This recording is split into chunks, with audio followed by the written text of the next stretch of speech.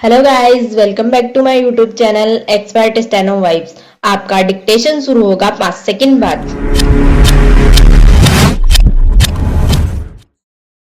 Start. परिवादी विनोद द्वारा मुलजिम मोहनलाल के विरुद्ध धारा 138 प्रकरण में लिखित अधिनियम के अधीन परिवाद पेश करने पर बाद जांच दिनांक 20/1/2015 को न्यायालय द्वारा मुलजिम के विरुद्ध धारा 138 प्रकरण में लिखित अधिनियम में प्रसंज्ञान लिया जाकर मुकदमा फौजदारी मूल दर्ज रजिस्टर किया गया। विराम 13। परिवादी ने अपने परिवाद में यह बताया है कि अभियुक्त ने रुपयों की आवश्यकता होने से परिवादी से 1 लाख रुपए नकद प्राप्त किए। विराम, जिसकी अदायगी के लिए एक चेक नंबर 026153 दिनांक 20/10/2014 का रुपए 1 लाख का बैंक ICICI बैंक शाखा बेदला का अपने हस्ताक्षर कर दिए, जो अपने बैंक में पेश करने पर अपर्याप्त राशि के अंकन के साथ अनादरित हो गया, जिस पर परिवादी ने अपने अधिवक्ता के मार्फत रजिस्टर्ड नोटिस भिजवाया, जो अभियुक्त को प्राप्त हो गया, परंतु मुलजिम ने परिवादी को कोई राशि अदा नहीं की तथा अंत में मुलजिम से चेकों की राशि की दुगुनी राशि वसूलकर दिलाए जाने व मुलजिम को सजा से दंडित करने का निवेदन किया। विराम 13। मुलजिम को धारा 138 प्रकरण में लिखित अधिनियम का आरोप सारांश आदेशिका में मौखिक रूप से सुनाया व समझाया गया तो मुलजिम ने अपराध अस्वीकार कर अन्वीक्षा चाहिए। विराम 13।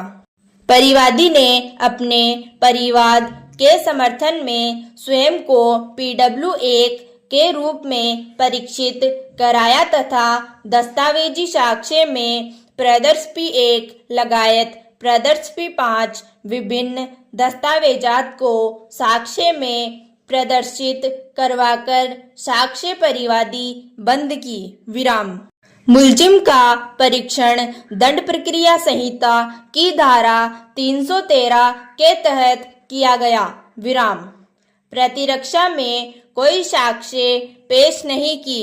विराम 13।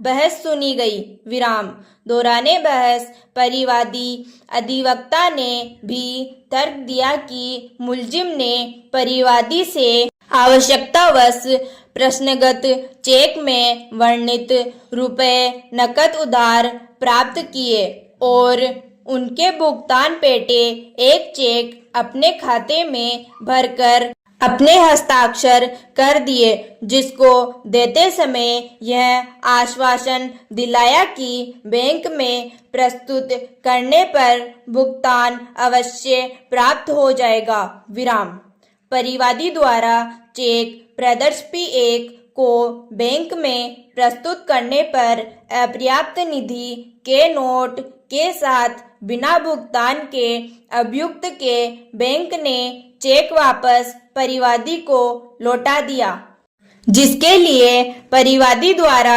अभियुक्त के स्थायी पते पर नोटिस दिया गया, जिसकी सूचना अभियुक्त को प्राप्त हो गई। विराम, परिवादी ने स्वयं के बयान लेखबद्ध कराए, जिरह में भी सभी तथ्यों को दोहराया व सभी दस्तावेज प्रदर्शित कराए। विराम, मुलजिम की ओर से साक्ष्य में कोई दस्तावेज प्रदर्शित नहीं कराए, न ही परिवादी के बयानों को खंडित किया गया।